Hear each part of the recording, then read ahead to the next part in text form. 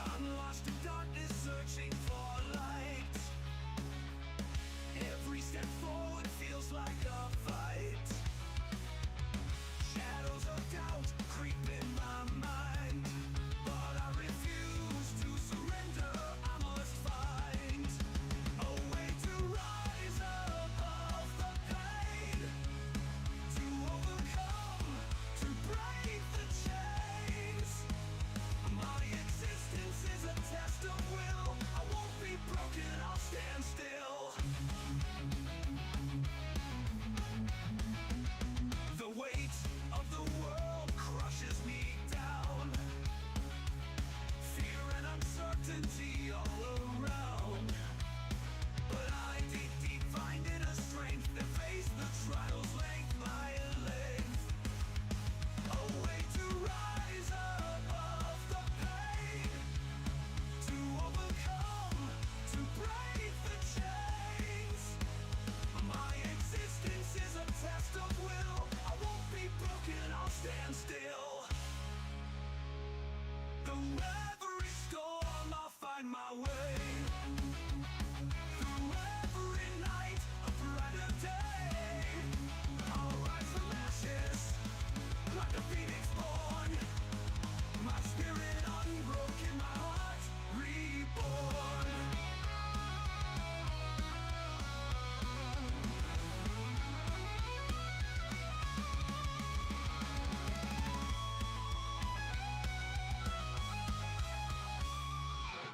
I've walked through fire and emerged scarred.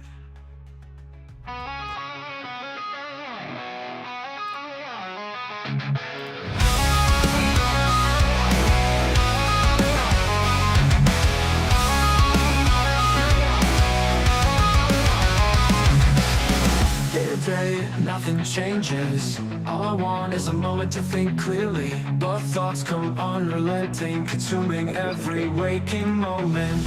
My mind binds me and I can't escape. I shout for help, but no one hears me. One day I feel I'll just disappear. Lost in this chaos, I'm searching for peace. Oh, we are here. It is the WCW Tag Team Champions of the World. It is Nick Nitro, Nick LaRocco, and I am, of course, joined by the one, the only, my co-holder of the tag team titles, Mr. Mack. Please introduce yourself to the people watching at home. Guys, I didn't mean to government my name all over Dirt Sheet Radio, but I just hit okay, so I guess you guys can actually find me now. But yeah, I'm here, and we are watching the Nick. Well, I was going to let you do the intro, Nick, because you got the grandiose voice, and it's as smooth as butter. So go right ahead. Well, as Tony Schiavone would love to say, who was notably absent from the first episode of Nitro, 3 letters will say it all: World Championship Wrestling, WCW, and another 3 letters, DSR. Dirt Sheet Radio will be covering that first episode that emanated live from the Mall of America on September 4th, 1995. Man, oh man, was this a show or what? Like 45 minutes that just flew by. Yeah, it was a really fun show, man. Like, I mean, I remember watching this show, but of course, I was only 13 years old at the time. So, it brought back a lot of memories. It brought back, especially, and we'll talk about it, Nick, but especially brought back how cheesy Hulk Hogan's gimmick was getting in 1995. Literally cheesy, because yeah, Pastamania, brother. No, Pastamania, brother, yeah. There's a marinara's running through my veins, brother. Get your side bread, brother. Getting ready for the side bread, dude. All right, but I think, as we lead up into the first episode of Nitro, as is customary on these shows, I think it's only appropriate that we're going to look into a little bit of news that was leading up to the event. Mac, if it's okay with you, I think what we could also do too, I got some news that emanated afterwards, and maybe Yeah. we can go through the show, and then once we do, then we can look at some of the post-show news, because Yeah, there's sounds some great. pretty big things that end up happening after as well. But Oh yeah. on the lead up, one of the biggest things on here from the August 28th Wrestling Observer newsletter, Dave Meltzer reports that the latest on Lex Luger is that Sting was trying to get WCW to bring him back, and it's long noted that Bischoff really did not care about Lex Luger, nor did he want Luger to sign. And again, shout out to Lex Luger, by the way, getting inducted into the WWE Hall of Fame. Just announced that via Cody Rhodes. And looking at this here, the original WCW deal he had was for $500,000, and his WWF deal ended up being $350,000 a year. And Sting, I think, wanted to get his boy a little something and had a feeling that this was going to be something very big for that debut episode of Nitro. So I think Sting knew what he was doing, but I don't know if Bischoff was necessarily too into it. Nick, I've also heard rumors that when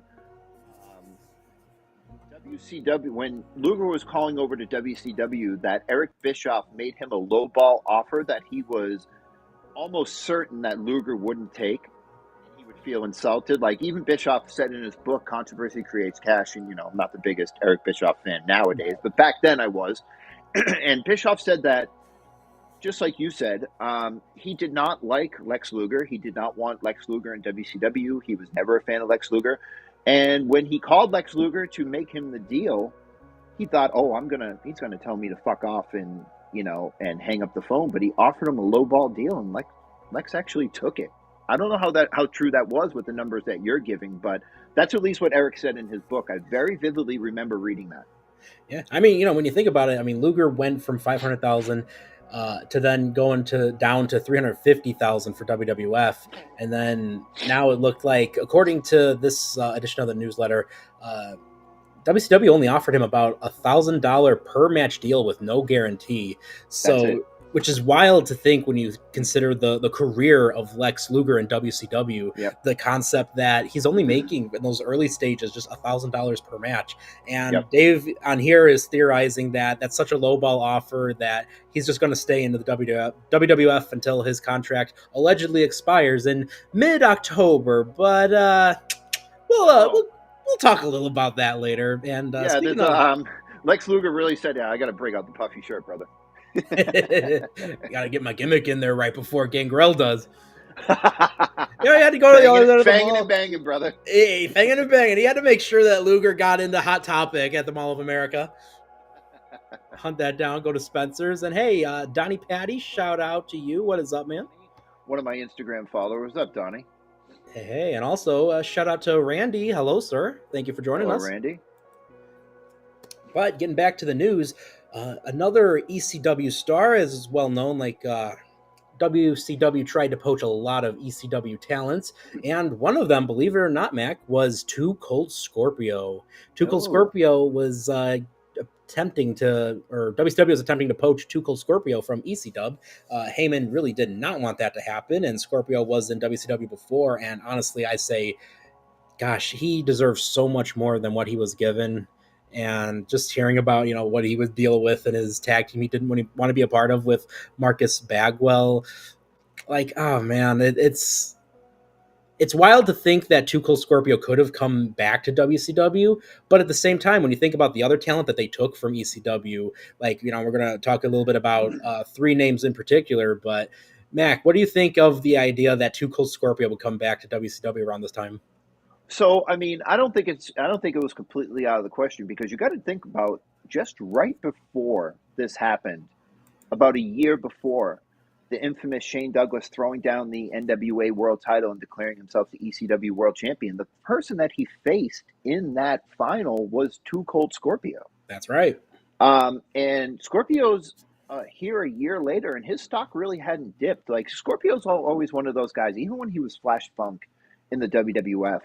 Was very underrated. I mean, the way that he could hit a leg drop, the moonsault, or the somersault leg drop, man, is just, it's so iconic, and you Yeah. know, you can see shades of Scorpio and guys coming up today, like Javon Yeah. Evans in NXT and Leon Slater in TNA. And man, I mean, we really should do a show one of these days where Scorpio is prominently featured, because Hmm.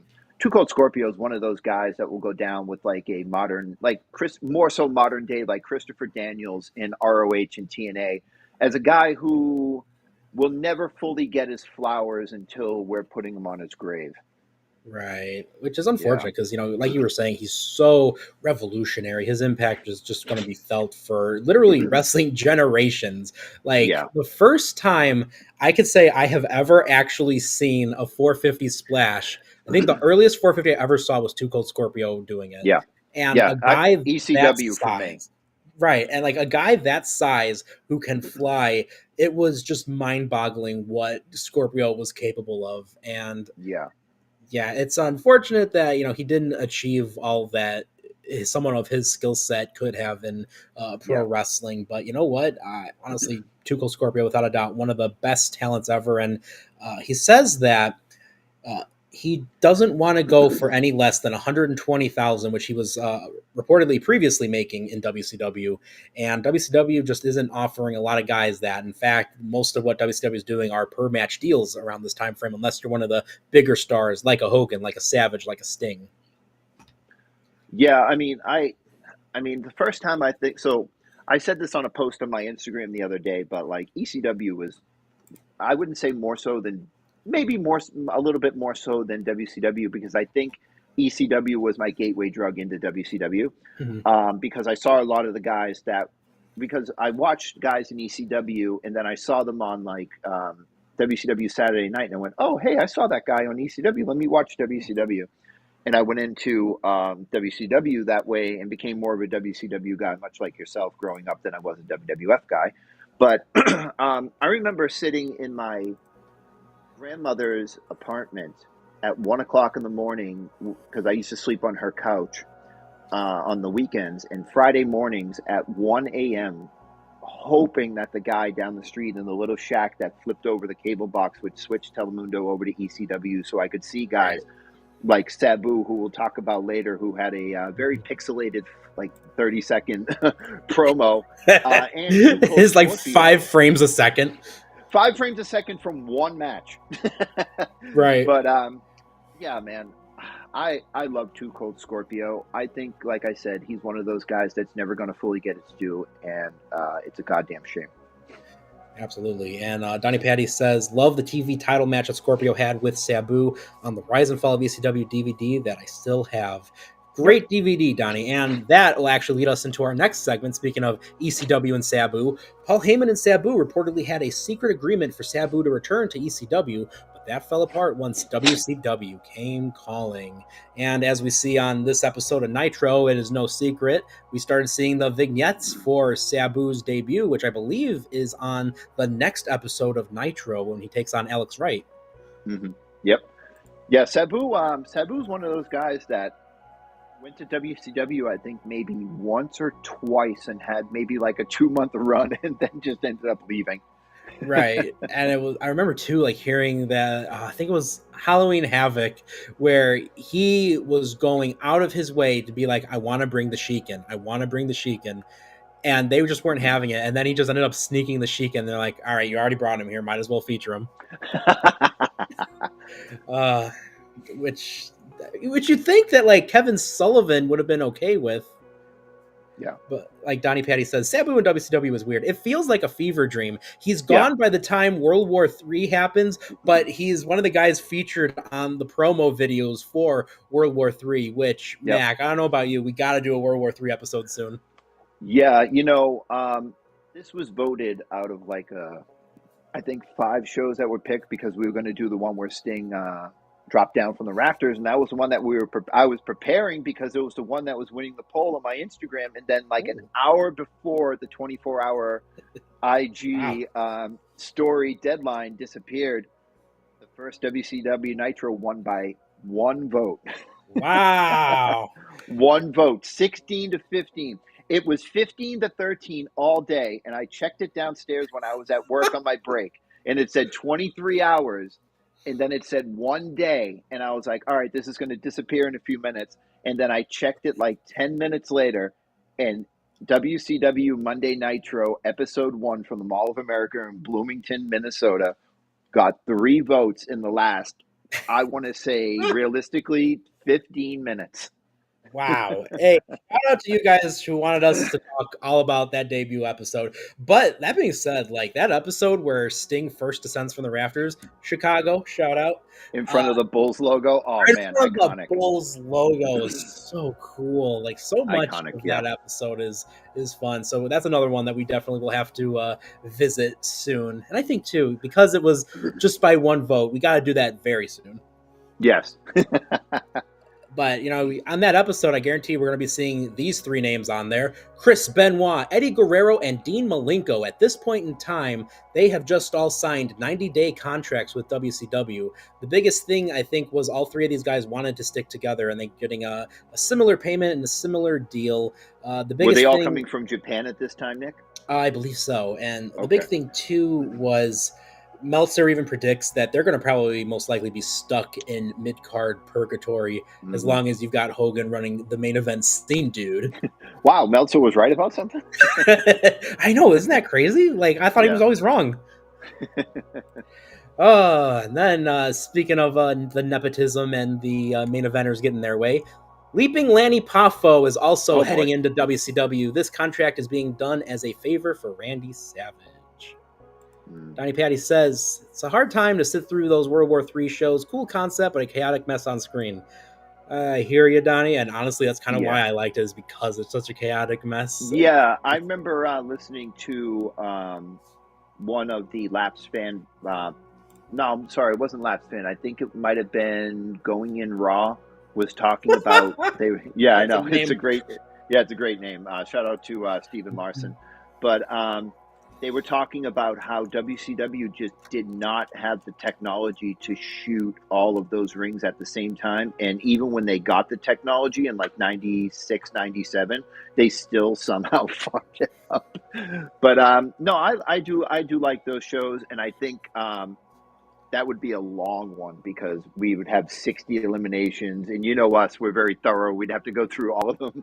Oh my gosh. You know, we are going out of our way to make sure we get down every single elimination, no matter who the niche jobber is that got thrown out. Yep. Oh, there goes Seco Play. Bye.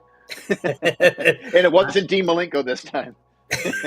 They just uploaded that. This is a huge shout out we're going to give right there. WWE Vault just has the new WCW YouTube channel. And like Max said, they have one of the first uploads was the Cruiserweight Battle Royal from, I believe it was Slamboree 98. And with Chris Jericho announcing all of the guys that come down. Roasting every single one of them. Juventud Guerrero still lives with his mother. Man, I forgot that Marty Jannetty was in WCW around this time because I see him coming out and I'm like, you look at him in the cruiserweights in WCW. Dude, can I tell you something? So every this is just an aside because this show's so short, but every old wrestling show I watch, whether it be NWA, WCW, WWF, or TNA, Terry Taylor is always fucking there. Right. Always there. Either he's the Red Rooster or he's like a producer backstage. You can watch a TNA from like 2004, he's there. You can watch a WWF from like 1995, he's an agent. It's like crazy. Like Terry Taylor is becoming like my throughway to wrestling. Man, you know what's funny about Terry Taylor is I think about, and this is one of the things I liked about WCW was just how like immensely like random just any show you watch is, especially when it comes to like the weekly programming. Like if you go to like an episode of Saturday Night or like Worldwide, if you know about like Terry Taylor's booking, and according to Not That Tom Green, shout out to him, the biggest thing about Terry Taylor's booking philosophy, it all came back down to who's in the locker room right now. You are not doing anything. You are not doing anything. So let's see. We are going to have Dave Burkhead taking on Galaxy, and then we're going to have Chavo. No. You're going to be taking on Max Muscle. Oh, no, not Max. Shout out to Max. I was actually Facebook friends with him before he passed away. Dude, Max somehow had sideburns, mullet, but a shaved head. and a mohawk all like fused And a into one. Dude, Max was great. Max was awesome. I loved how intimidating his physique was. Yeah. There was I think it was, shout out to all these asides, by the way. There was I think it was a dark match on maybe Uncensored 97. And it was a match with Ice Train and Max. And I heard shout it out was Ice Train, rest in peace. Oh, honestly, rest in peace, both those guys. Yeah. Two awesome big names, literally big. And both of those guys apparently wrestled the worst dark match in the history of dark matches. Oh, no. It was apparently so bad they had to throw another dark match out there. Oh, God. Oh, no. Did Inoki come out with a chair and start fucking flipping out? Just, right with them. Oh, no. Man. Get Luke Gallows out of the ring. Get him out of wrestling forever. Oh, let's Anderson, what are you doing here? Who are you cheating on? Oh, no. Oh, no. Getting back to the news, though, WCW is getting rid of Nick Bockwinkel as the TV commissioner. Nick Bockwinkel, for like a couple of years at this point, was... Yeah, it becomes J.J. Dillon now, doesn't it? Eventually. Right now, at this point, Larry Zbyszko is offering to take the role on himself. Okay. And they even had someone call in who you might remember as a President Jack Tunney calling to also have the role. But... Oh my God, that would have been tremendous. Imagine going from WWF president and then jumping to WCW right around the time that Luger did. Holy shit, dude. That would have been wild. Oh, especially too hearing Bobby Heenan constantly like, I told you could never trust that Jack Tunney. Yeah.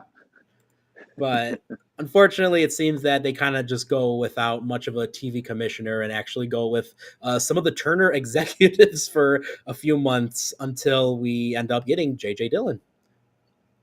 Then we go. Yeah, I love J.J. Dillon because, you know, he's an iconic horseman, you know, the manager and wrestler back in the day, but more so after he got injured, he became the manager. And J.J. Dillon's just great. He was a great commissioner because even though you had guys coming out there like the Giant and like screaming and yelling at him, he would just bow the fuck up and be like, nope, this is how it's happening. You want to hit me? Go ahead and hit me. He goes, I'll fire your ass. Like, he was so great, man. I loved JJ. Dude, no, like whenever I think of like wrestling authority figures, for me, JJ Dillon's the one that always comes to mind first. And I always think about, like you were saying, he wasn't afraid of anyone. He will get in your face if he wants to. And on top of that, he was always, you know, the fair general manager. He will call it down the middle.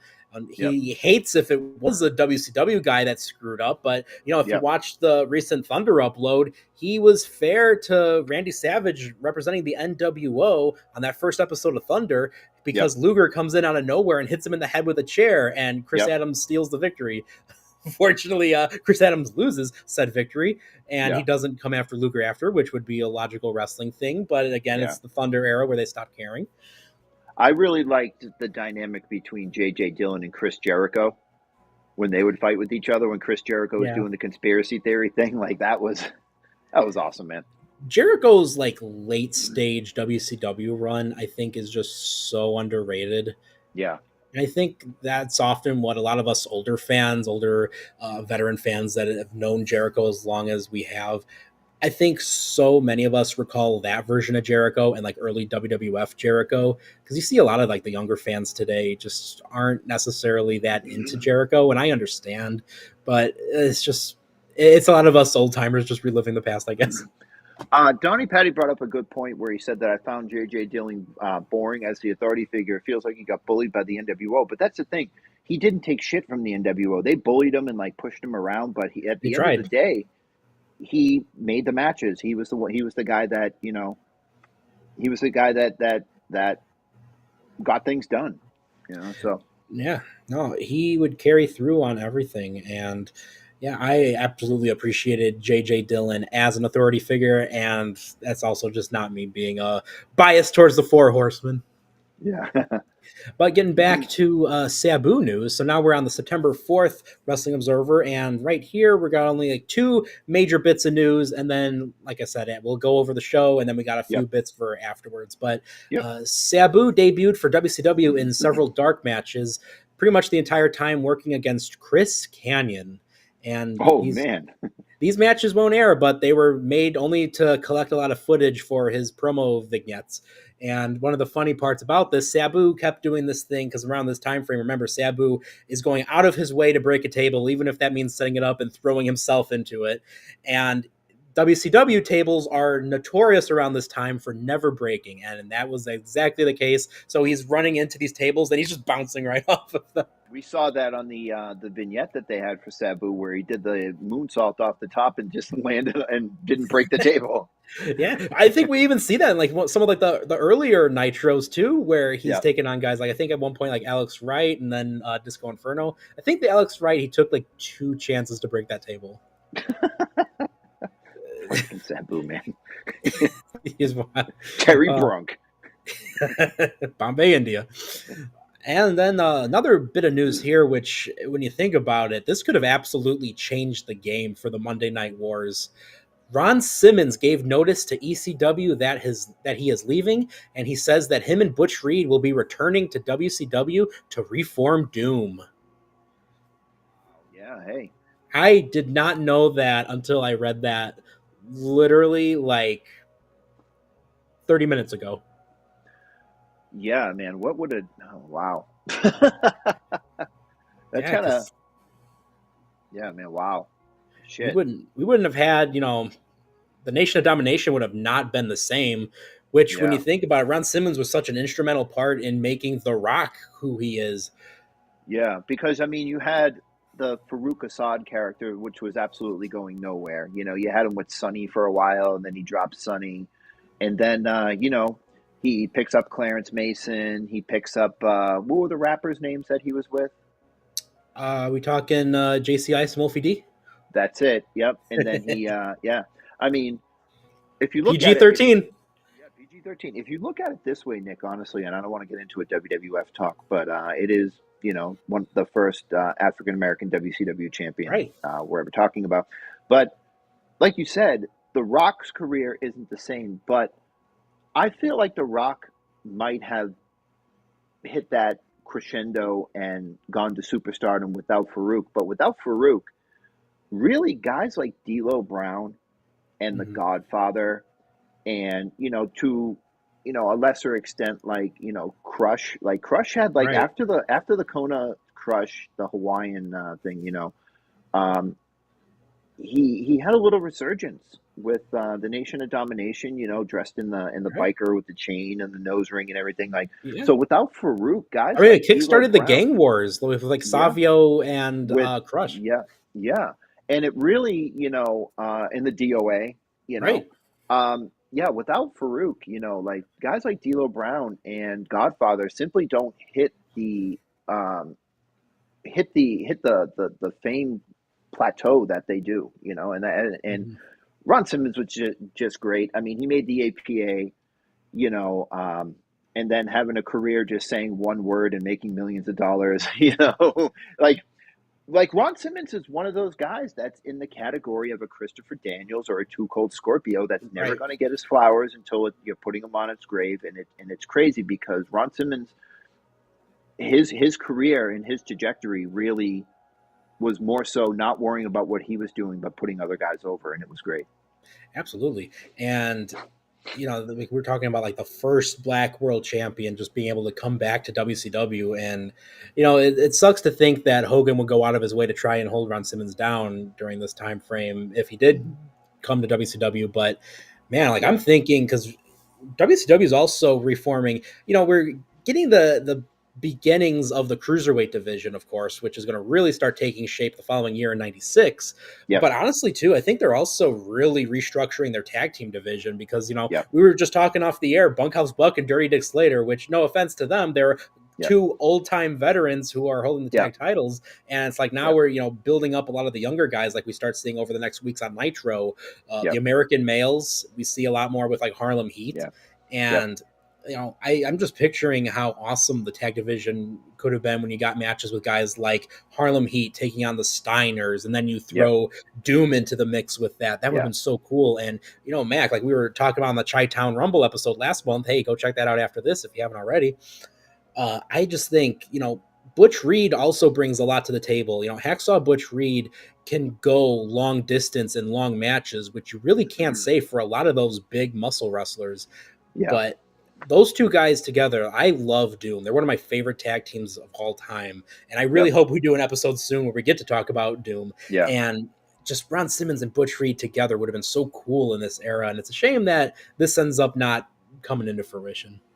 I mean, yeah, I was thinking about that too. Like, I was talking to my stepfather the other day, and he was talking about, he's like, oh, hey, have you done any old, like, 70s, like early 80s? And I'm like, well, we did the Chi-Town Rumble, which was 89. He's like, no, I'm talking about like Tully Blanchard and Magnum TA. I quit in a Yes. cage with the chair leg in the eye and Baby Doll. And I was like, no, dude, but you know what? I'm like, I'm so We glad have Nick to. and I decided to start this Yeah. podcast, because there's just so much like hidden gems in WCW NWA history. I'm like, we could do this podcast for the next 30 years and not Oh, yeah. even touch There's the, so the, the much. just so much shit, dude. It's crazy. I It's get so so. excited when I think about the shows I, that we could do. I know. I'm excited. Like you were saying, dude, like that I Quit match, I Quit cage with Magnum TA and Tully Blanchard. That's my favorite I Quit match ever. Yeah, I can't think of another I Quit match that'll ever really, you know, some come close, but nothing's going to knock that one off of the I, very tippy top. I'll tell you what. One of my first earliest wrestling memories, I remember being maybe like 12 or 13 and seeing that wooden chair get slung over the top of the cage is burned into my memory, and I just love it. Exactly. I mean, for me, that's the type of match where, when you think about things like those, like cage matches, like I Quit matches, and people are like, oh, there's a lot of unnecessary violence. Like for that match in particular with like Tully and Magnum, those two guys, like I thought they were legitimately going to kill each other. Yeah, And and that's what so messed up. NWA did so well, was make Yeah. you believe these guys had legitimate with heat with each other. Like you really believe that the Four Horsemen and the Four Horsemen and the Fabulous Freebirds really had heat with each other, to the point where the Horsemen and the Freebirds had was it the Four Horsemen and the Freebirds where they had the match where the Freebirds turned on the Horsemen, or was that the Von Erichs? I really can't remember. I want to say it was a match with the Freebirds. Yeah, Freebirds and Von Erichs, right? Or was Yeah. it the okay? Yeah, well, they turned on the Von Erichs, and they left the cage, and the crowd was so rowdy and ready to kill the Freebirds that they actually had to back up the ambulance and put them into the ambulance to Yeah. get them out of the arena, which is crazy. Like I loved. That's what WCW NWA did better than anybody, especially early 70s, Oh, yeah. late 70s, early 80s, would make you believe that these guys fucking hated each other. Yeah, no, that heat would be nuclear, and it was great. And it's definitely like a lost art in wrestling, I feel. But hey, we Yeah. got through 2 weeks worth of The Observer. There's a lot of talk, just most more so about this upcoming Nitro. Mac, is there an alarm going off? Is everything okay, Yeah, or is I'm it just sorry. That Nitro, someone. baby? Yeah, I'm really sorry. Someone's got a fire alarm going off upstairs. I'm really sorry about that. All good. Hey, this is Nitro, right? We got to have all the fire things and everything. They're ready Yeah, because it is that time, Mac. Would you like to lead us through Nitro? sure, I would. Before we get started, I want to say that the introduction to Nitro was far better than the Raw's Nitro. Raw's intro, sorry. Nitro theme remains the best, in my opinion. It really fits the show with the snappy introduction. To start off the show, Bischoff and Mongo welcome us to Nitro. Bobby Heenan interrupts them quickly. Um, Heenan pokes fun at Mongo as Bischoff announces that Hogan will be here. Yeah, we start hot, man. Like this being the first match in the history of WCW Nitro just feels right. It just feels right, man. We have Jushin Thunder Liger of New Japan Pro Wrestling taking on Flying Brian Pillman. Nick, look at this slapped ass. I love him. Dude, He like look at that hair, feathered hair, that shaved is chest. this is what I picture for a 1995 pro wrestler.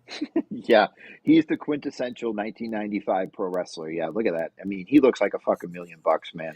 It's such a Absolutely. shame that he's dead. What, 2 years later? Oh yeah, absolutely. Like Yeah, 2 years and 1 month. Wow, yeah. that's wild. So I'm going to do a little play-by-play here since and we're getting our play-by-play from 411 Mania, which I really appreciate. 411 Mania does a great job. So play-by-play is very quick on this one. So the two-men circle leading to a lockup and an arm wringer that Liger flips out of countering. Jushin gets Pillman in a headlock and they trade whips. Jushin hits him with the corner capo kick, which was awesome. I love the capo kick, Nick, from Yeah. Jushin Liger. Liger chops him in the corner and leaks over Pillman, leading to a moonsault, but a kick out. Liger quickly grounds Pillman in a chin lock. Pillman fights to a vertical base, but Liger has him cornered with chops. Pillman charge and leaps over, hitting a head scissors. Pillman counters Liger, hitting some chops of his own. Pillman catches a running Liger with a boot to the face and follows with a diving hurricanrana. That was kind of a little messed up. He gets a 2 count. They trade whips and Liger ducks, leading to a drop toe hold into a surfboard stretch, which I don't. Did I send that pic? There we go. Yep, there it is. There it is. Okay. Yep. So I was waiting for you to Pillman say gets surfboard, and I had to show the image. yeah, it's great. I love the surfboard from Liger. It's legendary. Liger pulls him down quickly as Pillman gets up slowly. Pillman counters a whip and a head scissors takeover. Pillman goes flying over the top rope, and Liger hits him with a rolling senton to the apron. Now, Nick, I don't know if you saw this, but did you see how dangerously close Pillman came to hitting his head off of those wooden steps on the senton? Yeah. That was crazy. Yeah, and I want to really call attention here to Donnie Patty's comment because this is absolutely true. This is one of the final Pillman matches for a flying Brian because, Yeah. he starts to kind of slow down and change up his wrestling style, especially as we start leading into what becomes the reunion of the Four Horsemen. And, Four Horsemen don't fly. But, being able to see this match, and I'm going to really go on a huge tangent in a little bit because I personally am of the belief that this is one of the most important matches in WCW history. But, Mac, I want you to please continue. For a second, so give me 1 second. So a huge USA chant breaks out, which is crazy because both of these guys are baby faces in this match. Right. Let me see. Yeah. Let's see. Pillman whip. Okay. Yeah. Here we go. A loud USA chant erupts. Pillman ends up suplexing Liger from the apron and goes up top, hitting a crossbody on Liger. Pillman goes to the well too many times, and Liger counters, and both men are up at top. Liger hits the top rope snap suplex for a 2 count. Liger goes up top, but is caught with a beautiful drop kick. Like, God, Pillman just got so much height on that drop kick. It was crazy. And that's a shot we're going to see time and time again, not just in WCW, but we're going to be seeing that forever when WWE even recaps Nitro. Yeah, but at this point, like that top rope seated position drop kick is just is a wonder because you don't see it very much. Right. Pillman chops Liger and whips him, but Liger sees it coming, hitting a brutal Thunder Firebomb and out. Like you didn't see many people kick out from the Firebomb, man, which is crazy. Right. Liger brings Pillman up to the top and hits a Frankensteiner, but another kick out. And that was one of the moves that Liger was also winning matches with in New Japan. So he kicked out of the Fire Thunder Bomb and he kicked out of the Frankensteiner, which was just crazy. Which always keep in mind too, everyone, that this is only a 6-minute match. Yeah. So Liger pushes Pillman into the corner, but Pillman fights off and hits a tornado DDT, which he just spikes Liger right on the top of his head for a 2.95, Bischoff says. I don't know why he couldn't say a 2.99, but, that's Bischoff for you, babyface Bischoff. Pillman goes for a German suplex, but Liger does the standing switch, reverses, and go behind, going for one of his own. But Pillman counters it with a victory roll and gets the 3 count.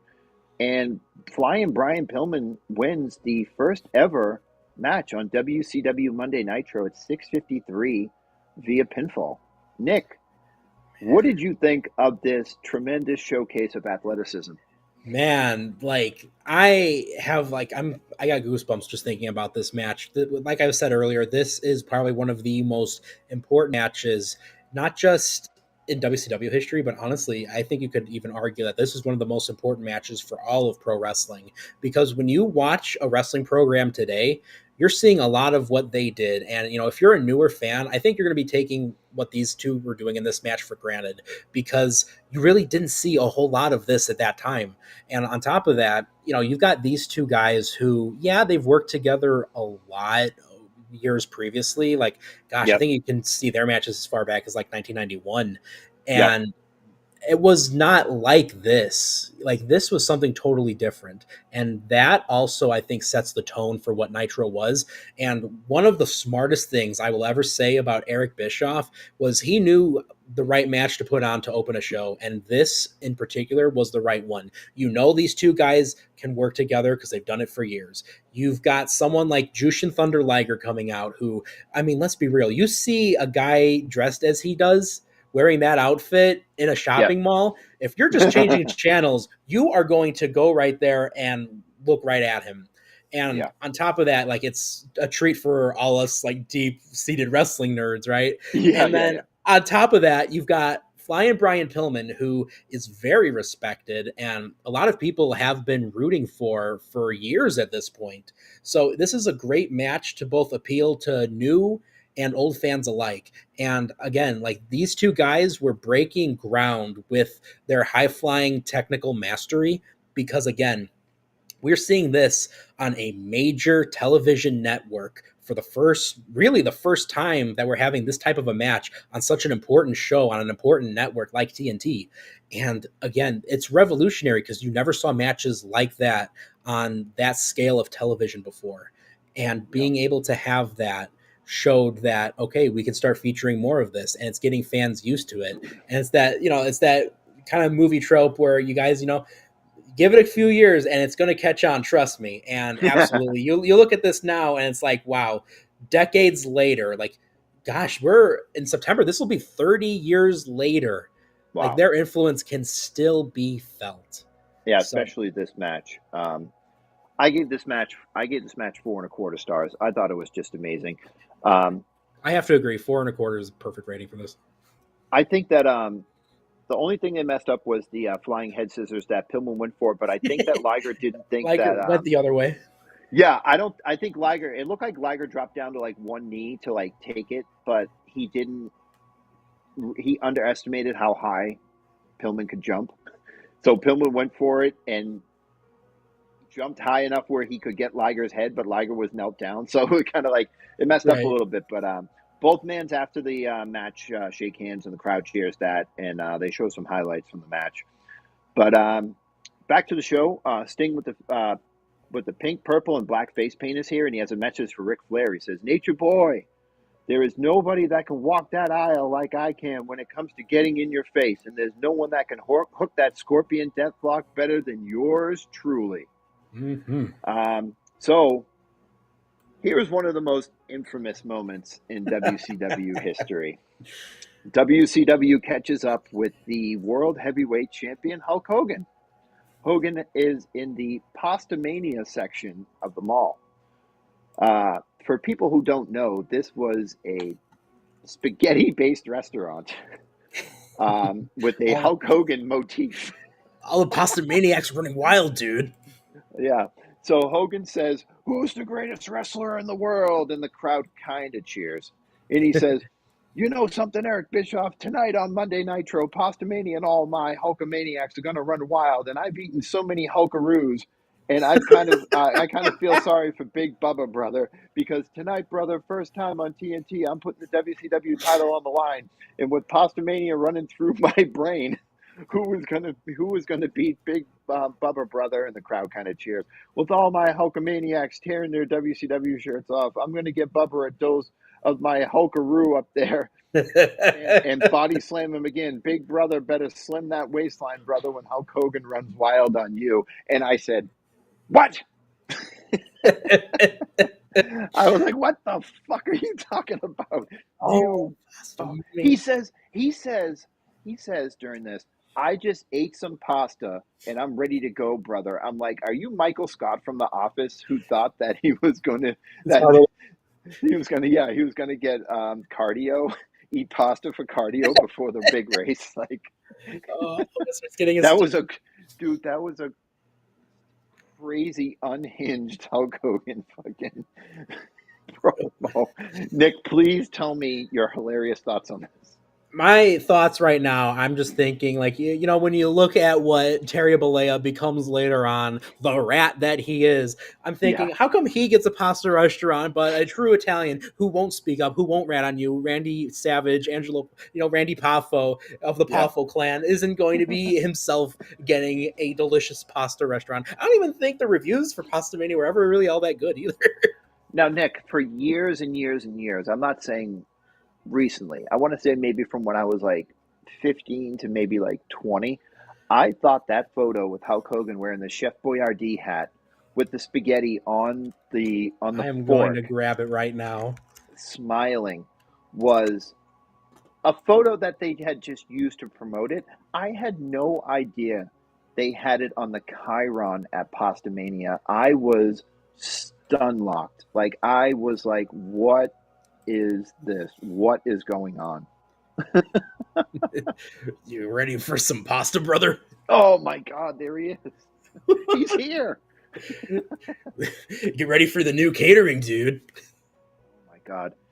So, all right. So They should have made this the background. he looks like the biggest ball licker in the world.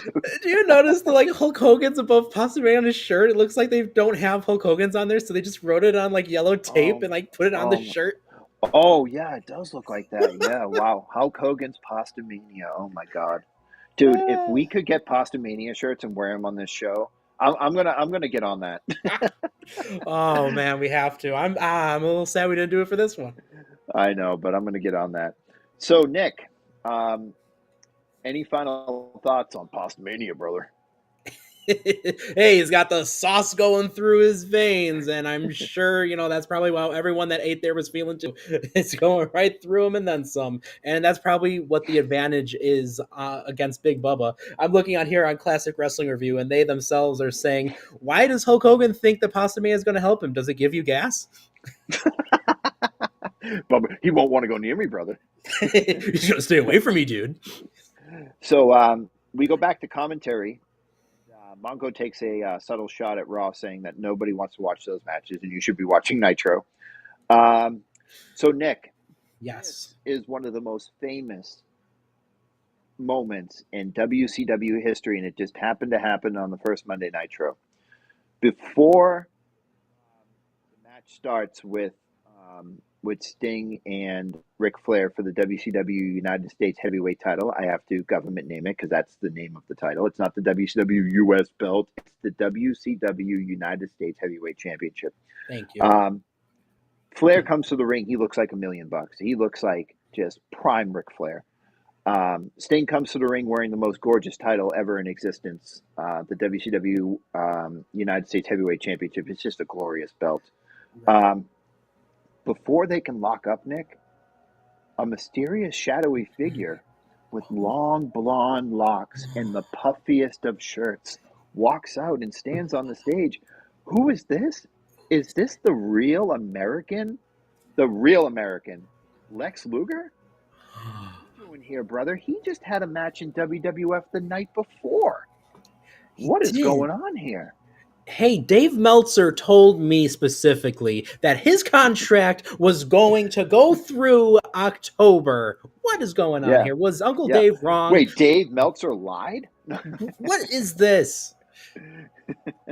But Lex Luger comes out on the stage, and we had corny Eric Bischoff at this time, but Eric Bischoff still did a good job. But get that camera off of him. He's not supposed to be here.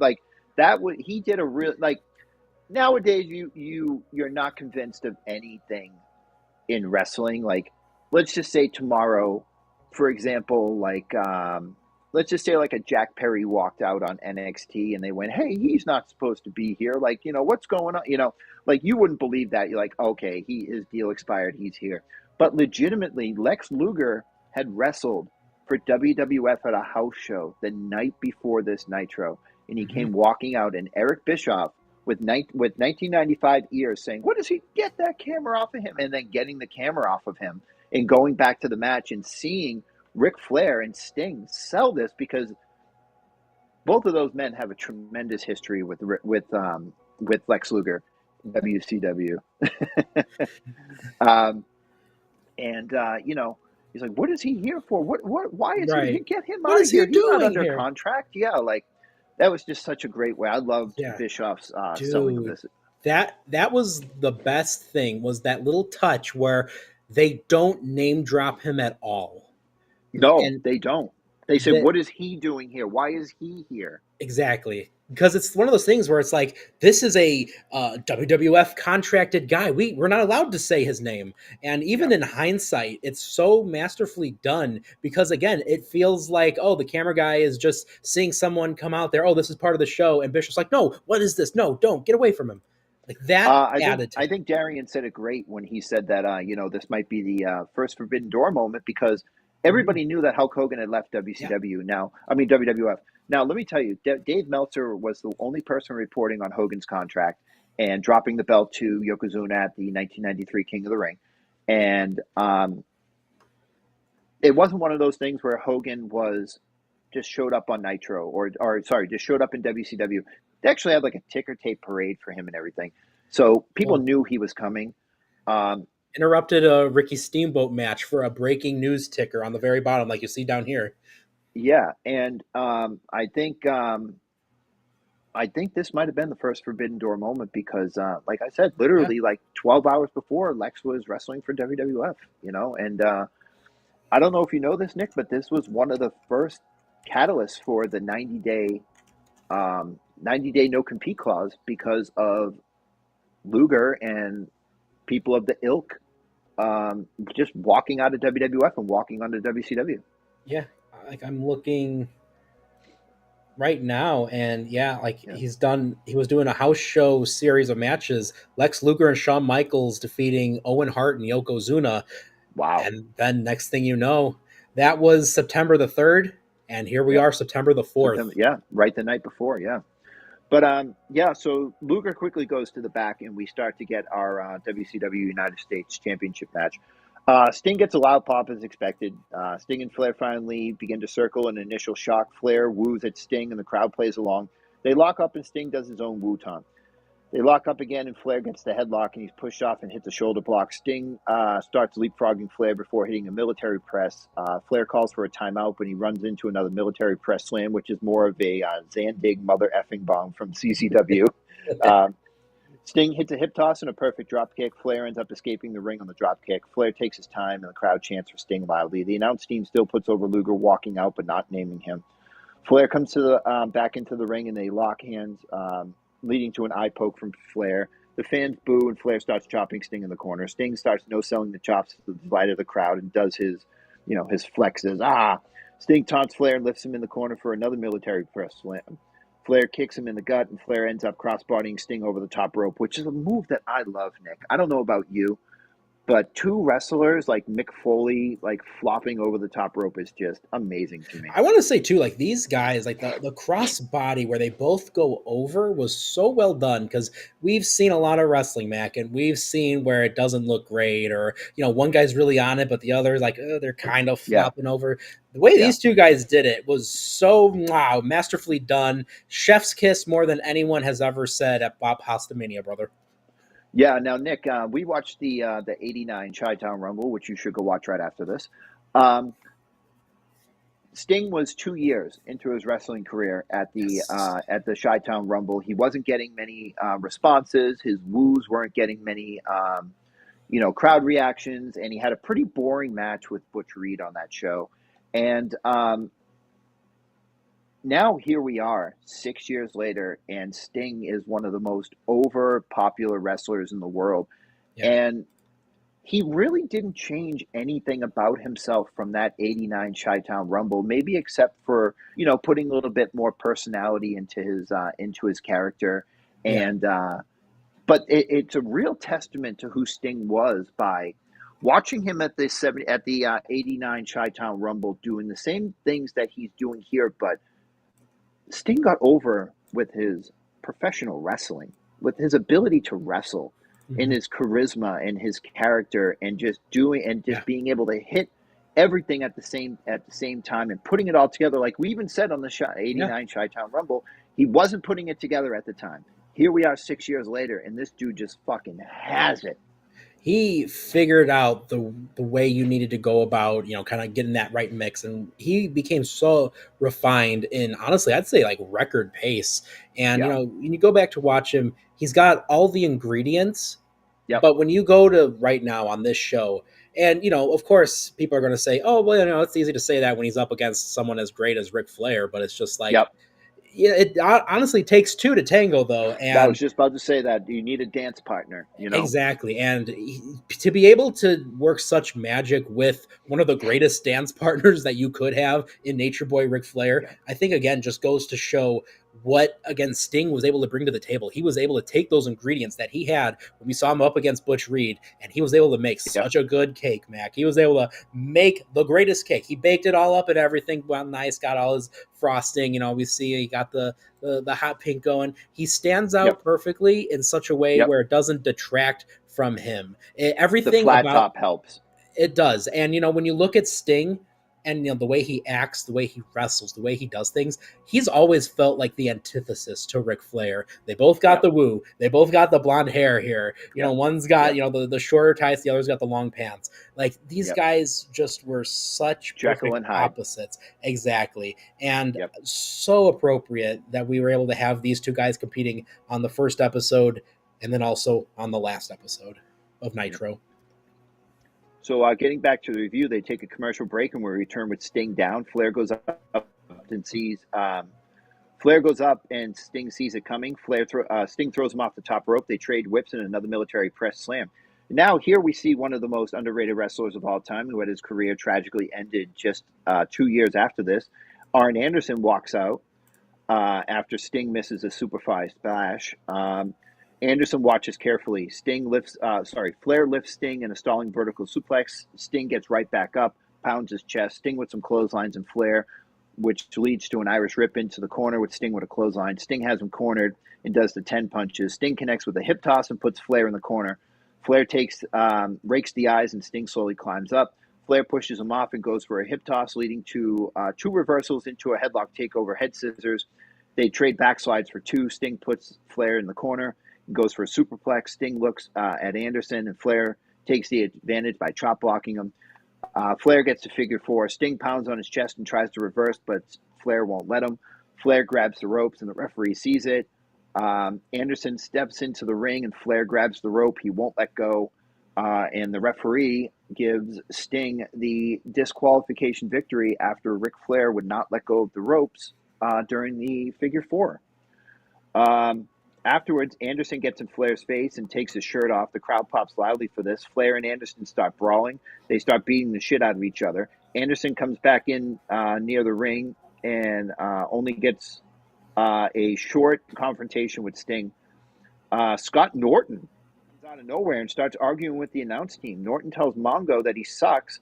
Mongo says, if you want to go, let's go. And then out of nowhere, the real Pastamania, Randy Savage, comes out of nowhere and asks Orton if he wants a piece of Randy Savage. Randy Savage says, let's do this, and goes to the top rope inside the ring and almost crashes to the floor the long way. He almost trips and goes head first, but catches himself. Bischoff demands that security comes out and separates them. The chaotic ending to this match with Arn Anderson not knowing whose side he was on and coming in the ring and beating up Ric Flair and him getting into it with Sting and Norton and Savage. Like this is the way, Nick. I don't want to bash WWE because I do enough of that on my Instagram, and we try to be partial here, even though we're not really partial here. But WCW, baby. The way that WWF does, I like that shirt. WCW does chaos is so controlled that you don't feel overwhelmed by it. Right. Because we went from literally Arn Anderson and Ric Flair, who were longtime friends, for the grandfathers of the Four Horsemen, brawling with each other, to them getting separated to now Anderson and Sting in each other's face. And then here comes the rhinoceros. Scott Norton just barrels through everybody, grabs friggin' Ken doll babyface Bischoff. And then Macho Man then Norton gets in McMichael's face, challenges him to a match, and then Macho Man comes out of nowhere, and Eric Bischoff calmly just goes, "Oh, well, we got to go to break." And I'm like, "No, come back. I want to see this." And all Nick, of this after all Luger coming out with his puffy Gangrel shirt. dude, Nick, let me ask you, as one of my best friends on Dirt Sheet Radio, what was your opinion of this match? The pre-match, the post-match, and then the more post-matchy. First, hello there, Madison. And Hello, I Madison. mean, Norton is why, like, Norton has such a presence. There's something just consistently intimidating about Norton, where even if he's Future just standing IWGP there, World Champion, Nick. exactly, that eventually WCW just will never mention. Even though he comes out with the belt. Yeah, he comes out with the belt, but they don't reference it ever. But dude, like this whole thing from start to finish, you know, we got Luger, we've got Sting and Flair, we got Arn getting involved. Like the way this was done was just so good. And again, I feel like you said it best, Mac. The chaos was so controlled to where I didn't feel overwhelmed at all. Everything felt like it had its own place and its own opportunity to breathe. And again, that's something I think is missing from both, you know, AEW and WWE is a lot of chaos just happens. And it's like, okay, this pandemonium, chaos, carnage. And then now it's all like, okay, something else is going on. But here again, like everything had its own time to shine. It was able to breathe a little bit, and then we go to the next thing, and that has its time, and then the next thing happens. Yeah, and it seemed like everything that ended. It seemed like right when Flair and Anderson ended, he was outside. They gave you like 10 seconds to recuperate. Then he was in Sting's face. And then they gave you 10 seconds to recuperate. And then Norton's out there grabbing Bischoff. And then you got 10 seconds of that happening. Then you got 10 seconds of him and Mongo. And then all of a sudden, a wild Randy Savage appears. As one does. I like to think that was just Randy being Randy, and he wasn't even supposed to do that. Yeah, you take Pasta Mania from me. I'm just going to come out here when I want to, man. Yeah, I like the idea that like Randy was supposed to have like a match in promo, but Hogan's like, you know, it worked for me, brother. Let me talk about Pasta Mania. Yeah. He's like, you're not going to pull a tick out of me, Hogan. I'm going to get my opportunity here. I'm not going to take a backseat to Rigatoni, brother. Okay, but Nick, what did you think of the match? Other than the pro sprawl was great, but the match ending in a DQ kind of leaves a sour taste in your mouth, but it leaves you wanting more. Absolutely. And, you know, with hindsight on our side here, it's nice to see where all of this eventually leads up to, that being the reformation of the Four Horsemen, because that's one of the most important wrestling stables ever. And especially WCW really needs them for the direction that we're going to be going in over the next couple of years. And I'm glad that, you know, again, hindsight looking back, I'm glad that we did have this, you know, be that opportunity where it leads out to something more. And, you know, when you look at it on paper, Sting and Ric Flair, two of the greatest stars ever, two of the biggest names in WCW. And on top of that, it feels appropriate that they're wrestling on, you know, the main show. They're wrestling on Nitro. You had to feature them in the first episode. And again, just looking at these two guys right here, I could see people being like, oh, it ended in no contest. Nothing really got decided. Like, oh, this is a meaningless match. And I feel like that would have been a critique if this was to happen, you know, with two big stars today. But again, this is one of those moments where it's like every single thing that we saw, be it in the match or be it in the chaos, it all has led to something better and greater. And I think that's also why I love the show so much, Mac, is just because it is so well done in terms of everything that we see, apart from Pastamania, dude. All of that leads into something greater later on. Yeah, Pastamania doesn't get greater. it ends up getting worse and then closed down, and then we start seeing the Pastamania awning getting used in some random backlot. I don't know if anyone's ever seen those pictures. Oh my God. But that's crazy. The match itself was not bad. Both of these guys were on their A game, and it's great to be able to see Sting and Ric Flair in this environment, because you'd think Yeah. wrestling in a shopping mall, that feels very like lowbrow and not all that great. But something about the location that they have with the Mall of America here, it feels Yeah. so regal and prestigious for these two guys. And Yeah. the It way, feels like outside the box, Nick. It feels like yeah, outside the box thinking. It's like, hey, we could have Flair and Sting wrestle in the Superdome in New Orleans, or we could do something crazy. And while people are getting, are getting flip flops from Foot Locker, they can look down over the top and see two of the greatest professional wrestlers wrestling for one of the most prestigious belts in the history of wrestling. absolutely. And Yeah. when you're thinking about it too, like I know a lot of people always rag on like, oh, WCW did all those like free shows. That's why they have such a big crowd. But you've got Sting and Ric Flair here. I guarantee so many of these people that are just standing around watching, you hear that Ric Flair's on the card, you see Yep. Sting, where even if you're not familiar with Sting, just again, it's the Jushin Liger philosophy of this guy stands out. There's something about Yep. him that really just pops out on the screen. Like Yep. both of these guys are two that you want to watch. And then as you watch it, you just get sucked in because they're both so good. They're both masters of their craft. Yeah. And And you know the thing about this, Nick, too. Sorry to cut you off, but no, you're fine. This match was you could tell that they weren't giving you everything in this match. Right. They were giving you a taste. They weren't letting you put the sauce over the spaghetti. They were letting you go up and taking a ladle and sipping it. And they were like, we have so much more. You gave me the perfect opportunity. I had to do that. Oh my fucking God, that might be one of my favorite moments in DSR history when you just put that up. We gotta clip Oh that. my fucking God. I wasn't even thinking about that dude. But oh, what a fucking smack ass he is. Oh my God. Yeah, they went up and they let you taste it a little bit, and they were saying to you basically, this is 75% of what we have. Yeah. You haven't seen anything yet, and that was a great philosophy to have on the first Nitro, because it makes you want to come back and watch them the next time around. Exactly. It leaves you wanting more. And that's something, again, a missing ideal for modern pro wrestling. And honestly, I think even WCW themselves ended up losing that along the way, which is unfortunate because this show is honestly such a masterclass of leaving you wanting more. Because again, like we said, every single thing that has happened on this show and that will happen leads to greater, bigger things eventually. Yeah.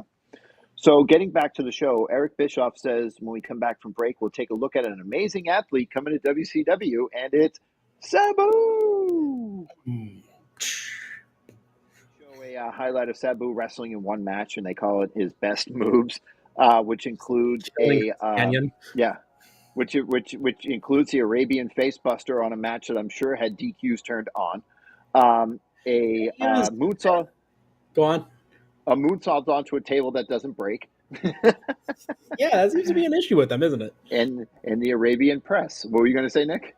I was going to say, like, they have, like, the funkiest music on here, and then it seemed like the guys in the video truck were just using every single filter that they could. And blur motion. Yeah, they completely blur motion it to the point where it's only, like, 5 frames a second, and it's the most dizzying experience to watch. And they show Sabu turning at one point, like looking at the camera, and then they go and they do more highlights, and then they just reverse it in like Photoshop of him looking at the camera from like the left side. And I'm like, did you take? And I went back and actually rewound it on Peacock and watched, and it was all from one match because there was a guy in blue tights. That's Chris Kanyon.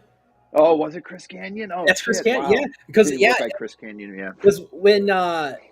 Because the reason too that's very important when we do eventually watch World War III 1995, Chris Kanyon, and this is the most niche bit of wrestling information that I don't know why is just stuck in my brain. Chris Kanyon has the brightest, bluest tights, and they matched perfectly in the Sabu match here. Oh, great. As we know from the Wrestling Observer notes earlier, that was Chris Kanyon. Yeah. I just didn't put two and two together. So technically, we got Sabu versus Chris Kanyon on the first Nitro. Fucking love it. Mean Gene talks about buying 10 acres of land here in 1973, but he was only 15 years old, so he doesn't remember much of it. Mean Gene that wants to congratulate the winner of the WCW Harley Davidson sweepstakes. It's Mike Hill who wins a Harley Davidson. Woo! So, Mike, you can pick up your Harley 30 years ago. Yeah, go get your Harley if you haven't already, and hey, take Yeah. a trip on over to Pasta Mania, brother. Dude, oh my God, dude. That I'm not even joking, Nick. That might be one of my favorite. That caught me so fucking off guard, I because I wasn't even thinking of it. I was just thinking of a food analogy. I was like, When the moment's there. I have to grab it. I'm I cashing almost in. fell out of my chair. Oh my God. So Bischoff is going to get us more information on Scott Norton when he can. They promote WCW Saturday night, Sting and Savage versus the Blue Bloods, which I would like to watch that at some That point. sounds awesome. Yeah. We take a look at another new athlete making his way to Ooh, don't WCW, forget it. They Mr. also, Wall Street. Mac, don't forget, they also announced Johnny B. Bad versus Dirty Dick Slater. That's right. That they didn't have that here. I'm Which sorry. itself is important because in a dark match right before this, we had American males, American males, American males, American males taking on Bunkhouse Buck and Dirty Dick Slater, who were brought to the ring by WC. Robert Parker. So there is somewhere in the world, Mac. I want you to picture how glorious this looks. Yep. And then I want you to picture Scotty Riggs and Marcus Bagwell in the ring in their suspenders. And then Greased up. all greased up, all oily. And I want you to then picture a different type of grease on Bunkhouse Buck and Dirty Dick Slater as they walk to the ring. An actual transmission grease. Literal transmission fluid all over them as they are standing in this area. And just think that somewhere, somehow, that footage exists. I guarantee they recorded that. They recorded everything. So Oh, I bet at some point we're going to be seeing Bunkhouse Buck and Dick Slater taking on Bagwell and Riggs in the it Mall seems of like America on the WCW Vault. Mac's going to be digging tonight. Nick's going to get a 1 o'clock notification on his Facebook Messenger. I found the Battle of the Greasers. So getting back to the show, we see Mr. Wall Street. He says that he is the new generation. Says the new generation is the few generation, and he's here in WCW because it's about power and money. And Nick, can you ask me why he raided Million Dollar Man Ted DiBiase's wardrobe? He raided the wardrobe and he took back his name for one single week. Yeah. He says Mr. Wall Street says he's as great as Sting, Vader, Hogan, and others. And Mr. Wall Street is sure the IRS is watching him, but he's sure that they're sure that they're not going to forget about him. I was Erwin R. Shyster in the WWF. Erwin R. Shyster is me. I was Erwin R. Shyster. Oh, do you think he was IRS? I don't know. He looks like him. Yeah, he You know also who looks he does like look like, though? he looks like that Captain Mike Rotunda. He looks like Captain Mike Rotunda, who won the NWA television championship from Rick Steiner at the 1989 Chi-Town Rumble from the Varsity Club. Yeah, he looks like that collegiate wrestler. Oh, I wonder if he's on a Syracuse. That's interesting. But here we are. Main event of the show, Nick. Oh, wait, can we take a moment sorry. too? Did you notice when this promo was going on, like it didn't completely fill the screen? And if you look there on the right side of the image, you could still see the Mall of America in the background. Yes. And it was the most dizzying thing because they're slowly zooming in on Michael Wall Street here. Yeah. But that little clip of the Mall of America, they were kind of like turning the camera. So you got the camera moving basically in two different directions. And God, vertigo. It was the most vertigo, scariest thing. And also of note, as he's Michael Wall Street here, but then next week he becomes VK Wall Street. Yeah, and that's the funny thing because I said to you off air that it was a VK Wall Street, but I didn't know that they called him Mister in here. I kind of missed that because I'm so used to calling him VK Wall Street, being a longtime WCW fan. But yeah, that's crazy. They called him Mister. Yeah, he was Mr. and Michael Wall Street, which Michael Wall Street was his previous character for a little bit when he was part of the York Foundation. Yeah, and he says he's as good as Sting and then loses a 5-minute United States title match next week to Sting. So, and that was which is like the most important title match he gets in WCW. Yeah, I know, right? So we're here, Nick. We are at the WCW World Heavyweight Championship match between Big Bubba Why, Nick? This is like my ring. I'm going to look at this and be dead 7 days later. I'm talking about Pastamania, dude. Yeah, dude, look I'm pointing over to where Pastamania is. Go there after this match, but not Go now, there, dude. go get your Hulkaroonies, brother. Yeah, go over there and get your Hulkaroos, brother. You can win a race after you eat it. So if anybody who didn't know who Big Bubba Rogers was, he is the Big Boss Man who will be heading back to WWF in about 3 years after this. His theme song's really cool here too. Yeah, man. You know what? I enjoyed this match because I actually went into it going, okay, it's a Hulk Hogan match. It's going to be heat, heat, heat. And then Hogan's comeback and Hogan wins like Drop Brother. And you know what? And I enjoyed it for what it was. But let's go over the play-by-play here. Bubba taunts Hogan as they slowly circle. Hogan soaks in the crowd's adulation. He pushes Bubba into the corner and flexes his muscles. Bubba circles again and gets a headlock on Hogan. Bubba keeps in the headlock while taunting him. Hogan ducks under the Irish whip and shoulder blocks Bubba off his feet. Loud Hogan chants throughout the arena. They go to a test of strength, and Hogan gets the advantage until the boot to the midsection by Bubba. Bubba starts hitting him with clubbering blows to the back. He hits a corner splash. Bubba apparently knows martial arts because he hits Hogan with the jumping kick, which was awesome. Hogan reverses Bubba's corner attempt with punches. Bubba gets an eye poke and lifts him up for a body slam, dropping him with a rib breaker. Bubba with more clubbing blows to Hogan's back. Hogan almost whiffs on a big boot, but he hits it better the second time. Hogan attacks him with mounted punches and threatens the referee, which is always something that was a throughway in Hogan matches, Nick, where Hogan was like eye raking and like kicking guys in like the inner thigh and threatening the referee. I mean, I know we always. I don't want to. Top face things. Yeah, I don't want to get too off track here, but Bobby Heenan always called out Hogan for being a heel, which was one of the. And I'm sure we're going to watch this show at some point because it's the most famous show in WCW history, which is the 1996 Bash at the Beach, where Hogan comes down and Bobby Heenan goes, "But whose side is he on?" And a lot of people say that Heenan ruined that moment, but going back all the way to 1986, Bobby Heenan never trusted Hulk Hogan. Never did. Always thought he was a low down, dirty snake under it.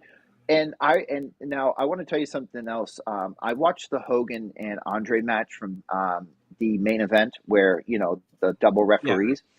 Hogan literally rakes Andre's eyes like 15 times during that match. Dude, he bounces off the ropes and rakes the eyes. Like, that's like, you know. So, I mean, how many times does he threaten the referee in this match alone? Yeah. And Hogan's punching Bubba and he won't get off of him. And the referee grabs Hogan by the hair and yanks him backwards off of Big Bubba because the referee didn't want to disqualify Hogan. Like, he didn't want this match to end in a DQ, and he just pulls Hogan. Hogan's like, I don't have any of that left, brother. Like, watch out. You know? We put the rest of it in the angel hair, dude. Yeah. Hogan chokes Bubba with Jimmy Hart's shirt as Hart distracts the referee. Like, dude. What you see right here. Yeah. Dude, that is not a face thing. There's Hogan a reason for a whole decade straight. Bobby Heenan's never trusted Hogan, and this is why. So Hogan does the hockey thing where he takes Bubba's shirt and pulls it over him, and starts giving him like the punches.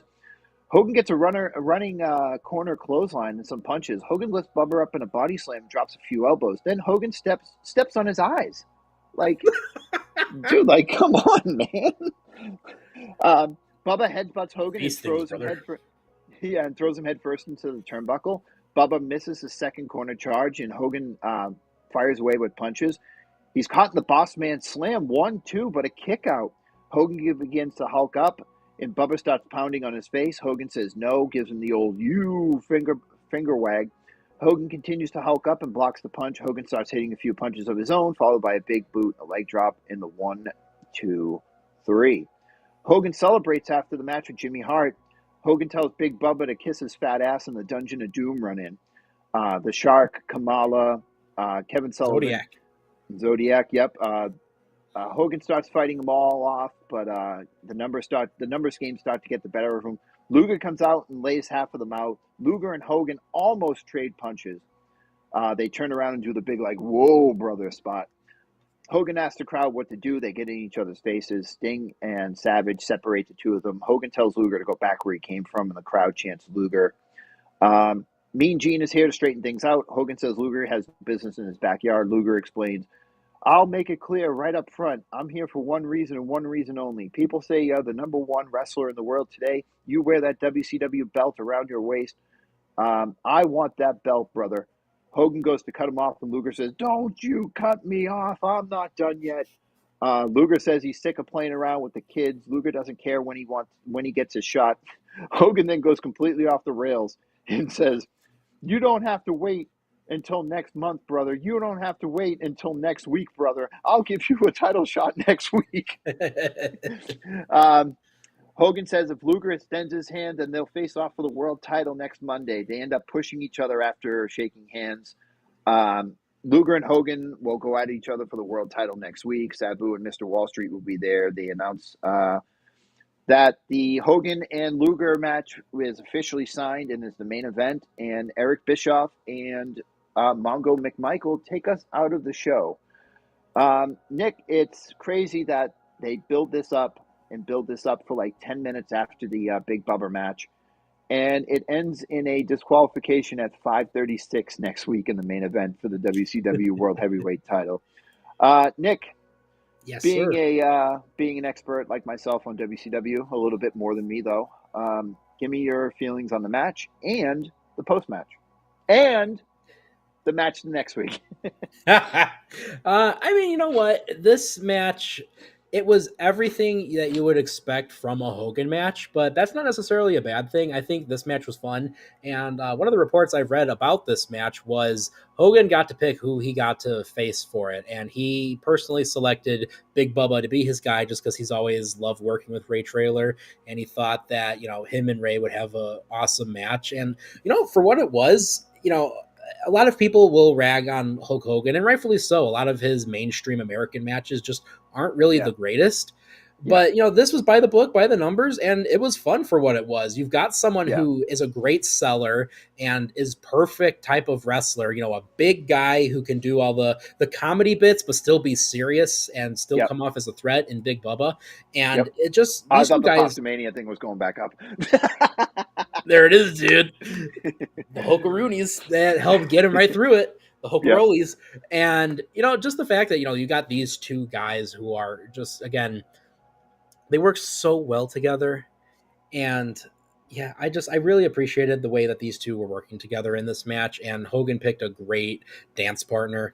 And I have to say, all in all, the match was not really terrible. I'll give it a solid 3.5 out of 5 stars. It's not like that's the what greatest. I gave it. That's exactly what I gave it. Yeah, I mean, when you think about when you wanted to watch the actual wrestling, we got that, and then some when it came down to Pillman and Liger. So this is exactly what you expect from a main event WCW match. Personally speaking, I think I even sent it into our WCW group chat, and on there, I think I said something along the lines of, I think they could have easily made this Hogan and Savage versus a Big Bubba and Shark, because those guys start. They get involved later on in the following week's matches. And, it wouldn't have felt completely out of the blue because, we get Shark getting involved with Norton, which then starts a feud between those two guys down the road. And and then on top of that, it kind of helps explain Bubba all of a sudden kind of starting to work with the Dungeon of Doom. So I thought that could have helped us get through a few plot holes while also being able to have Randy Savage get a match on this show, because I'm so upset. Bunkhouse Buck got a match on this show, and he's my GOAT, don't get me wrong. But why did we get, and again, he's not on the card itself, but he gets to wrestle in the Mall of America, and Randy Savage doesn't. That just rubs me the wrong way. And he's right there. He's in his wrestling attire. I would not be surprised if they said something like, sorry, Randy, not tonight. Yeah, and what the thing, too, is, Nick, is that I thought that, even though we could have had a Macho Man on this instead of the promo where he almost falls off the ring the long way, but this was perfect because you start out with the people who are a fan of technical wrestling. You got Liger and Pillman. That satiates their thirst for professional wrestling. Then you go to Sting and Flair. That is the quintessential WCW match, pretty much. And you give them that, but you don't give them. You just give them enough where they want to come back for more, and then you play the hits at the end. Yeah, You know, it's you play. absolutely. So if it's like a concert, you play the song that the hardcore fans love at the beginning. It might not be mainstream, but the hardcore fans love. Then you go with the hit that was popular 20 years ago. Mhm. Oh no, sorry. You the second match of the Sting and Flair is the song that's popular now, but then the Hogan song that is the song that's been popular for like 20 years. You know, Mhm. so it all flows perfectly. Technical wrestling fans are happy. The old school fans are happy, and then at the end you have the Hogan fans that are happy. Now, Nick, I wanted to ask you. I want to ask you your thoughts on the post match promo, but I also wanted to ask you: did it seem like some of these fans were plants in the crowd? A lot of them, because if you Yeah. notice, none of them reacted to Hogan's big boot or his head shake or his point or his leg drop. But when he won the match, the crowd jumped up and exploded. But they were not popping for any of his shit during the match. So do you think it was a case of Eric Bischoff or somebody, maybe like an event coordinator, was like, hey, when Hogan wins, I want you guys to jump up and we'll give you like, $15 each, or we'll give you a voucher to Pasta Mania or something? Gotta get those Kangaroos, brother. Yeah, yeah. Don't get, dude. Yeah, that's only for like a small. No side bread, brother. You're gonna have to You pay got to pay extra for extra for that one, that. brother.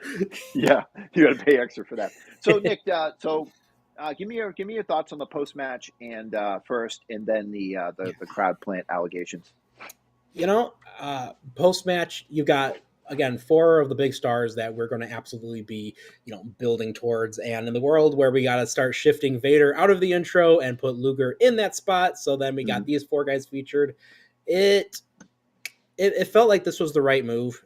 And I think the Luger thing was mostly, more than anything, just a happy accident, especially kind of throwing a bone to Sting. Yeah, Uh, but I think all in all, again, you do a great job on the show of establishing that these are the four guys that we're going to be building the show around now for the next several months, if not yep, years. And I think that was very well done. And when I look at like the grand scale of the whole show, and I got a point to this, it kind of plays it safe for the right reasons because these are tried and true matches. Pillman and Liger have worked well together over the years. Sting and Flair are going to do great stuff together, and then Hogan and Bubba have worked together for years from the WWF to here, and yep, I think even elsewhere too. I think they might have even wrestled in Japan. yeah, But you've got such a great mix of talents that know how to work together, and it's kind of unique here because I don't think you never really saw this combination of guys together before. They're all top guys, and then you factor in like Flair into the mix and the Hookaroos, brother.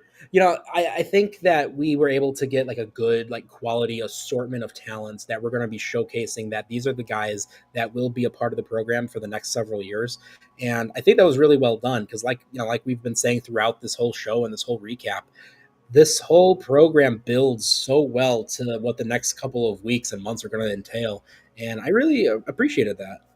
I also really quickly thought of this note of this is Scott Norton's first appearance back. I mean, this was a little bit earlier in the show, but Scott Norton's making his first appearance in WCW since he was set to wrestle at Slamboree 1993 against Sting.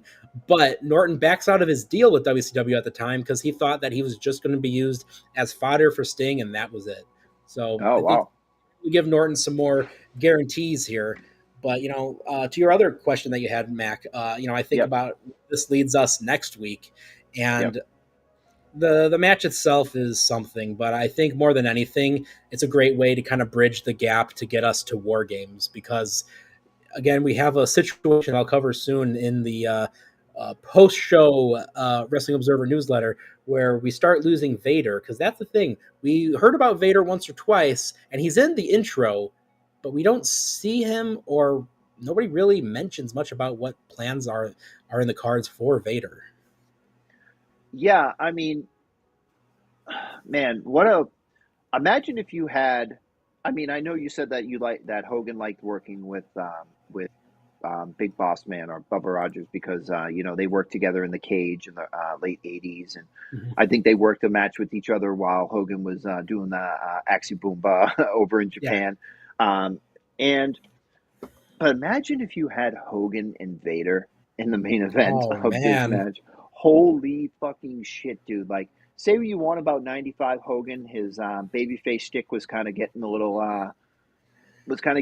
old, and I think Eric Bischoff saw that, which was one of the reasons why Hogan wanted to be in on the NWO because he kind of saw his career was fledgling. But man, I mean, I still enjoyed Big Bubba for what he was because like you said, he's that guy that can flop around and do the comedy, like overselling for Hogan, but also be serious when the time came. But man, I would be lying if I didn't say that I would have loved to have seen Vader in this match.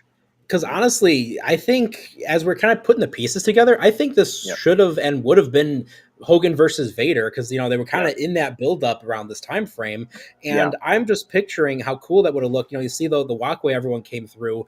Just Yeah. picture Vader coming through here with that helmet that Oh shoots my out God, that dude. steam. Like that feels right. It just was. It would have been so great.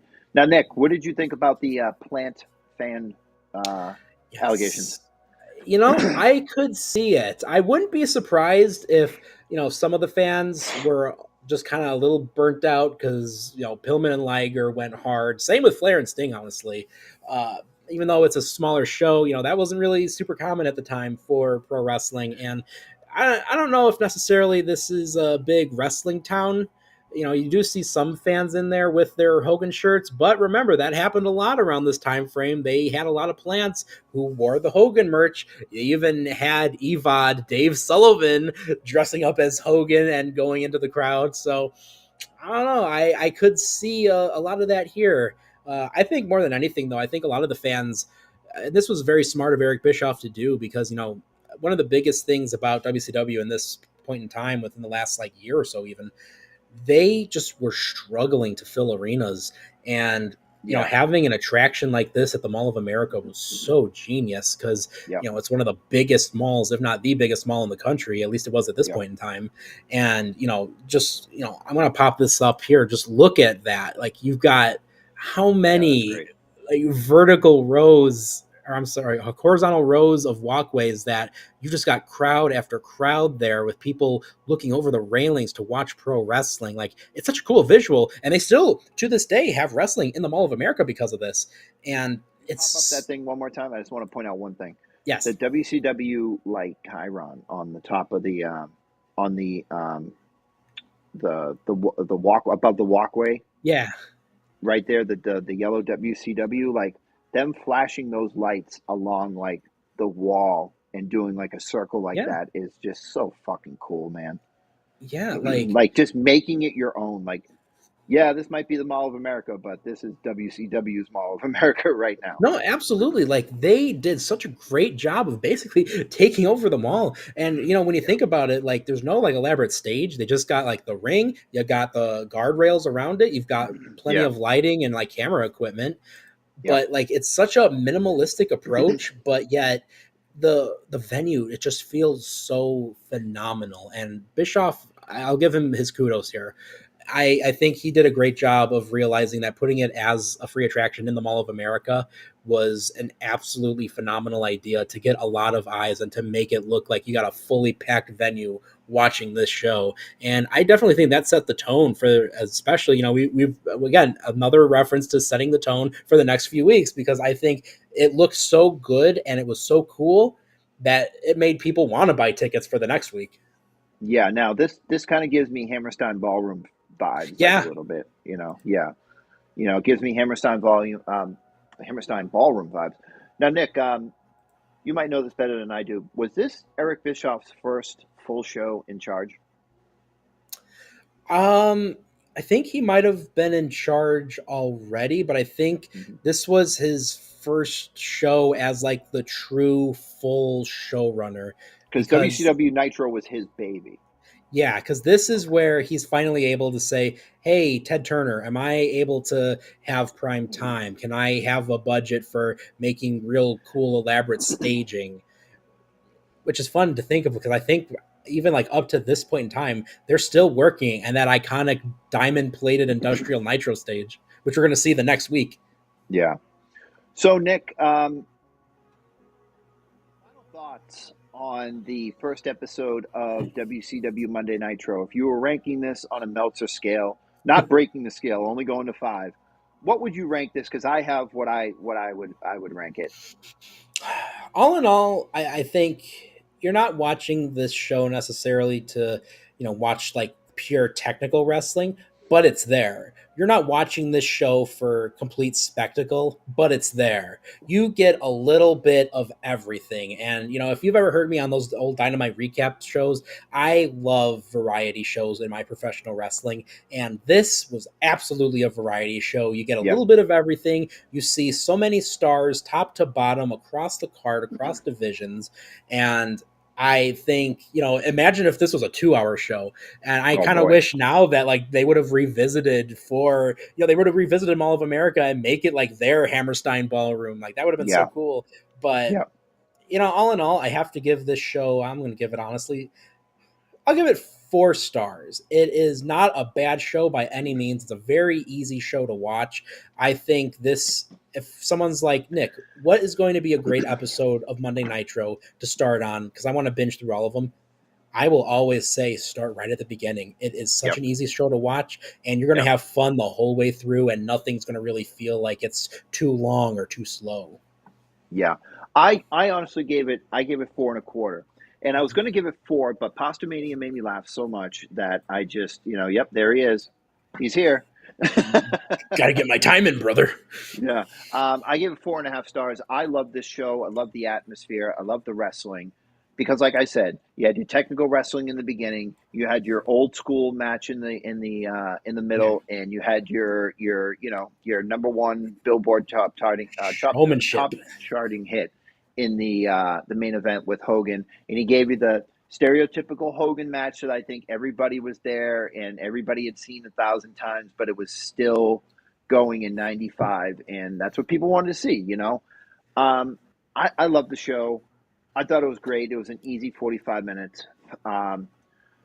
Yeah, I mean, after this, there's 287 episodes of Monday Nitro after this? Yeah, roughly, give or take.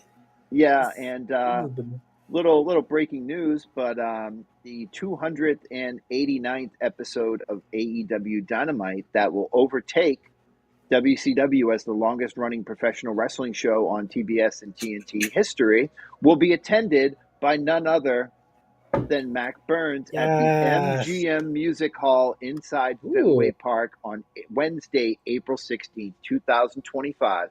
I'll be in the first balcony, and I will be cursing Eric Bischoff's name and laughing at him and making fun of him the whole entire time because he's a grifting asshole. So let me say this. Let me say this now.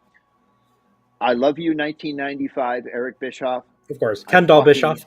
I fucking hate you, 2025 Bischoff, and you should, yeah.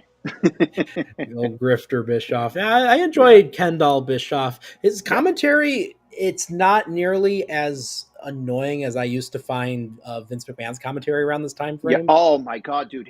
Oh my god. Oh, what a maneuver. Oh god, shut up. Look at that move. Oh god. Yeah, Eric Bischoff actually knew the names. Like, dude, listen.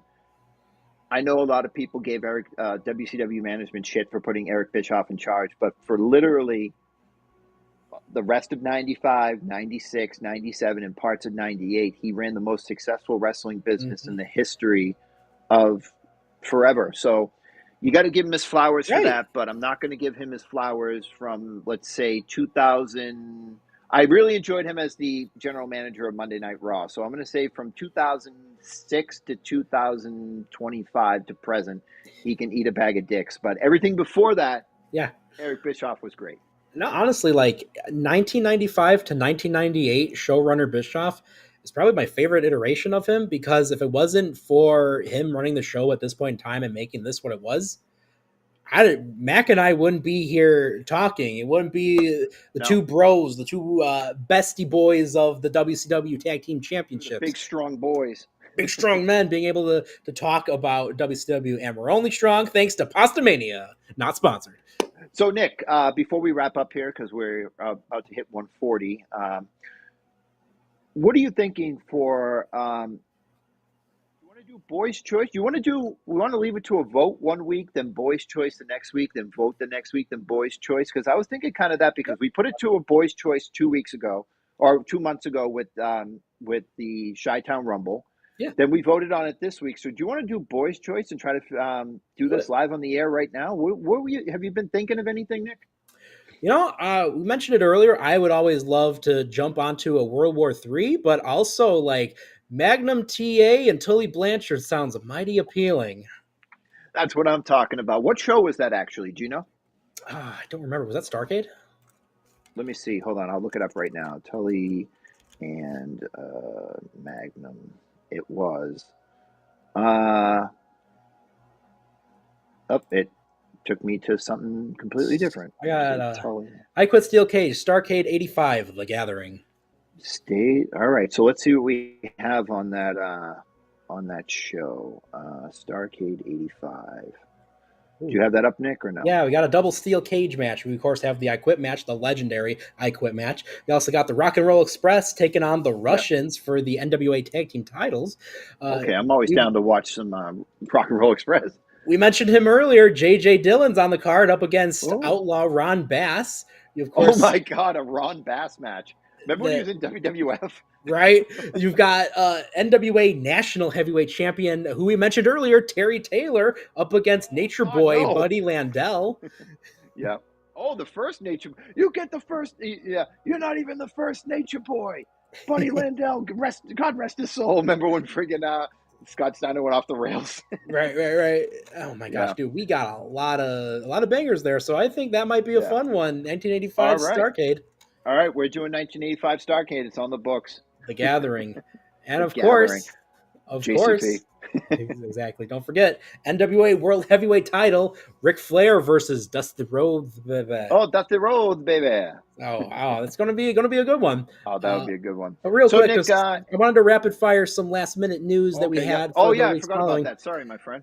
Yeah, so the biggest thing was a lot of people, obviously, as you can imagine, they were shocked about the Lex Luger deal. And again, some people in WWF thought that his contract ran through October, so they were really surprised about that. Vader, like we mentioned, was not in the main event, nor, we see him featured on the intro itself, and he actually is featured for like 5 months before they finally change it. But an incident happened where Vader and Paul Orndorff got into a physical altercation at some Disney Worldwide tapings where Orndorff ended up getting the better of Vader, and WCW has just had enough of Vader constantly getting into fights and bullying people, so they let him go. Did you hear the details of that? I guess Vader was shooting vignettes all day, and they needed him to shoot like one more, and he went through it and he half-assed it, and Mr. Wonderful was like the flip-flops. Yeah, in flip-flops. He was the guy that was coordinating like all the promos, and he said something to Leon. Leon went up and said something to him, and Leon punched him.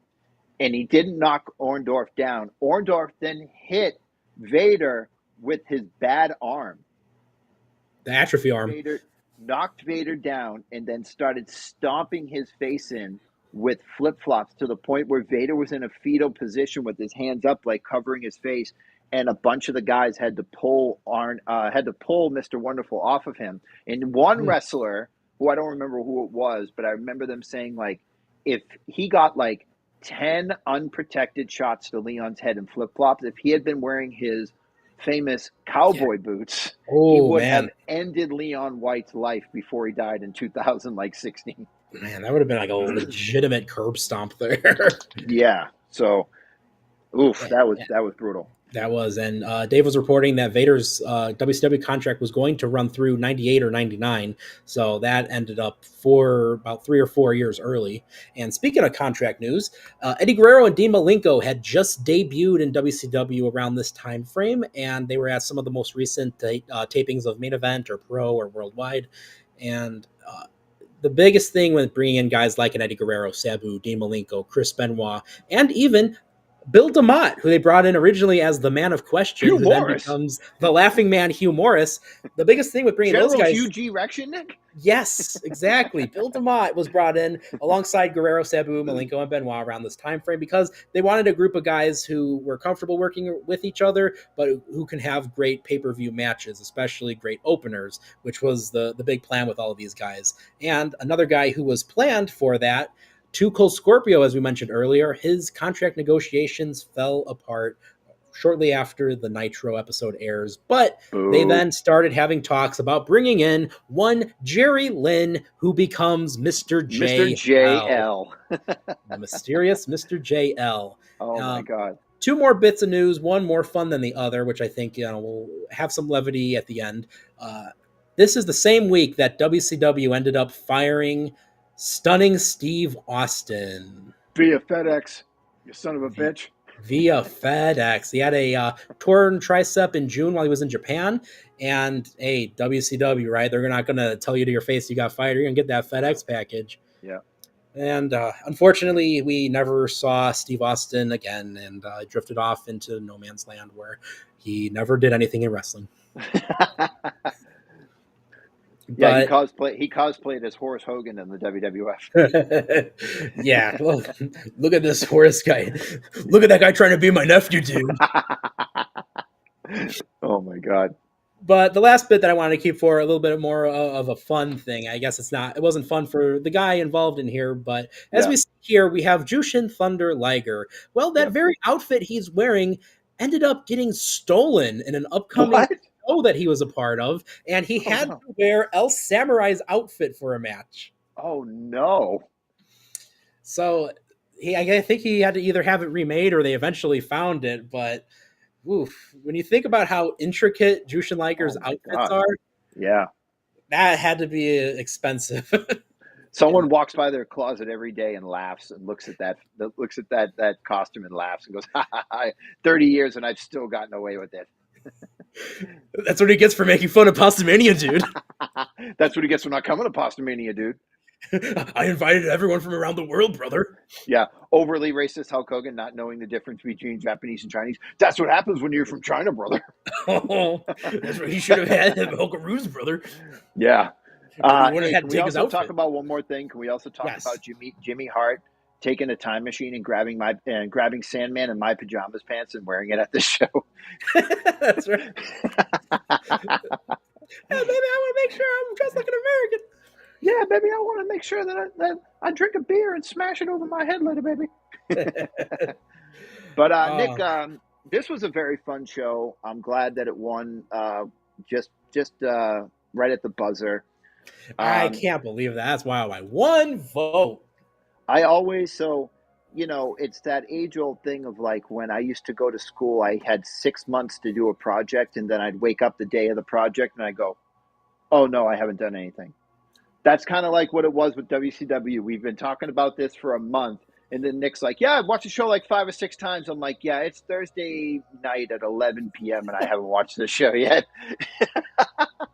But no, I got it done last night at work, and I finished the Big Bubba match right after I got home. So it was done. But this time I'm going to actually take like notes on Starrcade. I'm not going to rely on 411 Mania. I'm actually going to take my own notes because I did that with Chi-Town Rumble, and I thought that was a lot more fun. But yeah, Nick, I'm so glad we started this, man. This is great. I know, this is fun. I mean, we have the benefit too of this episode just being 45 minutes, 3 matches and a couple vignettes, no big deal. I'm now looking we're going to an 8-hour Starrcade. Yeah, we're going to 8-hour Starrcade that's from 2 venues. You got Greensboro Coliseum and the Omni, and you got 12 matches split between the 2 legendary venues. So that's going to be all right, guys. See you in May. No. All right, it's going to take like forever to plan this one. I know, yeah. But Nick, I'm so glad we started this, man. WCW is so fun. Fucking it is. Especially this match. I know we're going to have to eventually get to like Mayhem and and some of the and Sin and stuff like that, but I'm glad next week's Boys Choice. We already got through Greed, and Greed wasn't as bad as I remembered. No, so, it was actually not bad. I mean, it could have ended the company way better, but hey. Yeah. So, Nick, why don't you take us out at the 1 minute and almost 50-minute mark? Oh, hey, yeah, we did really good here, but Yeah. get the music running. Ooh, that's very light. I'm going to go watch a tape SmackDown now. I'm gonna watch Tape SmackDown, where we're not gonna have a recap because No, none of we us are really care about talking about 3 hours of wrestling. That it's very bland, unless it's WCW Nitro, which we'll happily do once a month. But like I said, I am Nick LaRocco, and you can find me up on the Facebook. So please give me a follow. I truly appreciate it. All of your comments make me very happy inside, and I appreciate you. So, of course, this is Dirt Sheet Radio. We're always on. We'll still talk about WCW, but we talk about so much more. If you go to Monday nights, we, of course, talk about Monday Night Raw. Then, of course, Tuesday for NXT. Wednesday, we talk about Dynamite on the flagship Dirt Sheet Radio podcast that started it all. So, hey, make sure you join us. Mac is sometimes even on there. So, hey, we love being able to talk to Mac. I'm always in the comments. Always in the comments, and that's why we love you. And of course, we got Thursday for TNA Impact, and you got Fridays for, sometimes we'll talk about SmackDown, but I had a lot of fun here. Back to 2 hours. Mac, I had a lot of fun here. I don't want to talk about SmackDown. I talked about a good WCW show. Yeah. Nick, exactly. Nick, I'll probably, next time I probably see you is on the Monday night show. Yeah. But yeah, so then we get over to the weekend, and of course, Saturday we'll give you guys a little bit of a break so you can join us for 2 shows on Sunday. You've got Tyler and CJ talking all about wrestling, and they do the roundup with a W. And don't forget to 3NT, our boys are going to be talking anything and everything pro wrestling from the week. Dirt Sheet Radio's also got a series of other types of content. Maybe you want to indulge in a little bit of anime? Hey, Otaku Podcast got you, and there's just so much more. So please go and give Dirt Sheet Radio a follow on your favorite social media platforms. We're on them all. Mac, where's everyone going to be able to find you on the social media? I mean, I'm more active on Instagram, Curbside Hero. I think you guys know me. You can find me. You love me. You hate me. I don't care. Exactly. And I think this was so much fun, Mac. I'm so happy that we get the opportunity to do this. Dude, I'm so happy. This makes me the happiest boy in the world. I know, this is great. And before we go, and WCW, this needs to be the new thing. We got to do this because we can't do it anymore. 4 fingers up. Thank you for joining us. Yeah. Yeah.